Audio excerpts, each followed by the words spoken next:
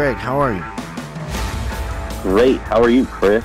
I'm amazing. So how do you end up in Bangkok?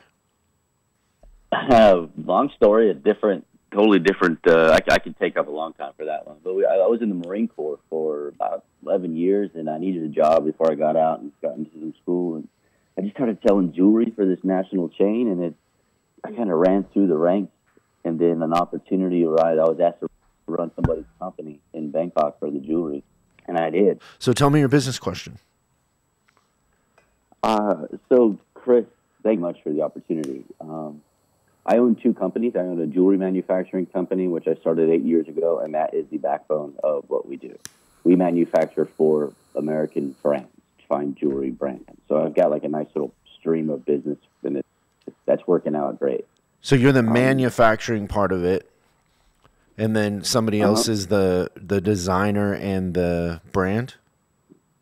We do, yeah, they're the brand. A lot of times we do the design as well. We like if you had instead of you being a business coach, you would, let's say, Chris's Jewelry Co. And you've got 3 or 20 companies around the United States.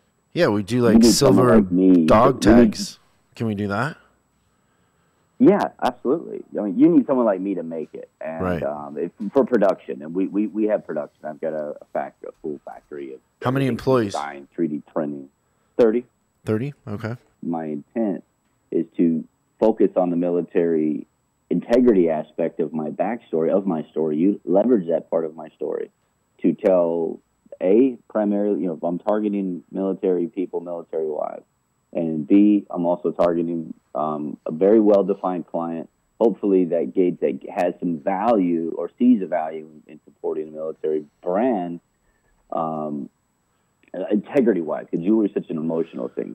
Okay, so but I'm on your website, and if that was true, and I believe I understand where you're going with this, the website has nothing to do with military, and the jewelry has nothing to do with military and the pride of the military.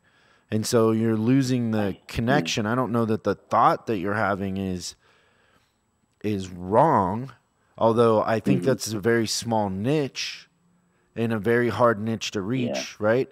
And so who out there spends the most money on jewelry? People in the military or husbands on Valentine's Day that want to get laid? These guys aren't like making hundreds of thousands of dollars, but they do well. I mean, there's a misconception that military people don't do well financially. But if you were doing dog tags that were like blingy or something that really like, bulldogs for Marines on rings or something that was very symbolic of their military service or rings with grenades or like I see a lot of people that are successful with doing things with old bullet casings and that sort of thing has a military connection. Your stuff looks like something a housewife would buy on the website. And so that's where you're not making that connection. Is where the disconnect is. Yeah. Because the idea is that they have rings. They've got all the dog tag. The women do, right? They've got all the very clearly this is military type stuff. But why aren't you making that? I'm not trying to serve that. But if you're serving that, why aren't you serving it? It's low ticket, right? Is it? I mean, it's low ticket if you want it to be, but if you did it in a cool way that had diamonds and was real jewelry, let me kind of give you an analogy here. So I have an uncle who passed away last year, but he was my family, a lot of veterans. He was injured early on and kind of guy that kind of went through life as a truck driver, never really kept a job, was always hurt, always on, some sort of disability. Lived in, literally, if I took you to the house he lived in the country in Washington outside of Port Orchard, you wouldn't believe that somebody lived there. He drove an old Bronco that he kept going that, the floorboard is rusted out. But that guy had a $4,500 pool cue.